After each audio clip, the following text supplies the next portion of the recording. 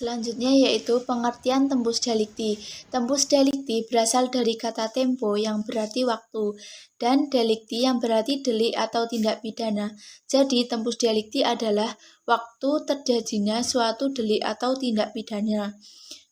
Kemudian tempus delicti penting untuk menentukan waktu atau kapan terjadinya suatu tindak pidana dan juga untuk menentukan apakah suatu undang-undang pidana dapat diberlakukan untuk mengadili tindak pidana yang terjadi tersebut. Suatu undang-undang yang pemberlakuannya setelah terjadi suatu delik atau tindak pidana tidak dapat digunakan sebagai dasar untuk memeriksa dan memutuskan suatu tindak pidana. Oleh karena itu, hal ini berkaitan dengan undang-undang tidak berlaku surut. Kemudian, tempus delicti ini penting berhubungan dengan yang A, pasal 1 KUHP. Apakah perbuatan yang bersangkut paut pada waktu itu sudah dilarang dan diancam dengan pidana. Yang B yaitu pasal 44 KUHP tentang apakah terdakwa ketika itu mampu bertanggung jawab. Yang C yaitu pasal 45 KUHP, apakah terdakwa ketika melakukan perbuatan sudah berumur 16 tahun atau belum. Jika terdakwa tersebut belum berumur 16 tahun, maka ada ketentuan tersendiri. Ketentuan yang pertama yaitu dikembalikan kepada orang tua tanpa diberi tindak pidana. Yang B, diserahkan kepada negara untuk dididik atau dimasukkan ke rumah pendidikan.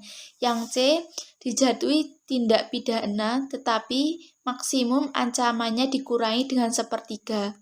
Yang D yaitu pasal 79. Dihitung mulai hari setelah perbuatan pidana terjadi. Yang E, pasal 57 HIR, diketahuinya perbuatan dalam keadaan tertangkap tangan. Kemudian adapun tujuan diketahuinya tempus delicti adalah yang pertama, untuk keperluan kadaluarsa dan hak penuntutan. Yang kedua, untuk mengetahui apakah pada saat itu sudah berlaku hukum pidana atau belum. Yang ketiga, apakah si pelaku sudah mampu bertanggung jawab atau belum. Mungkin cukup sekian presentasi dari kami. Apabila ada kurang lebihnya mohon maaf. Akhirul kalam, wassalamualaikum warahmatullahi wabarakatuh. Kemudian teori tempus delicti yang dikemukakan oleh Satocit Kartanegara, di antaranya yang pertama yaitu teori perbuatan fisik. Teori ini menjelaskan tentang kapan suatu delik dilakukan untuk tersangka. Itulah sebabnya ajaran ini menegaskan bahwa yang dianggap sebagai tempat terjadinya tindak pidana atau locus delicti adalah tempat di mana perbuatan tersebut dilakukan. Kemudian yang kedua yaitu teori bekerjanya alat yang digunakan. Teori ini menjelaskan kapan suatu alat yang digunakan untuk melakukan suatu delik itu diaktifkan dan berakhir hingga memberikan akibat bagi korbannya. Atau teori ini dikenal juga dengan nama teori instrumental. Kemudian yang ketiga, teori akibat. Teori ini menjelaskan mengenai kapan akibat mulai timbul ketika terjadi suatu delik.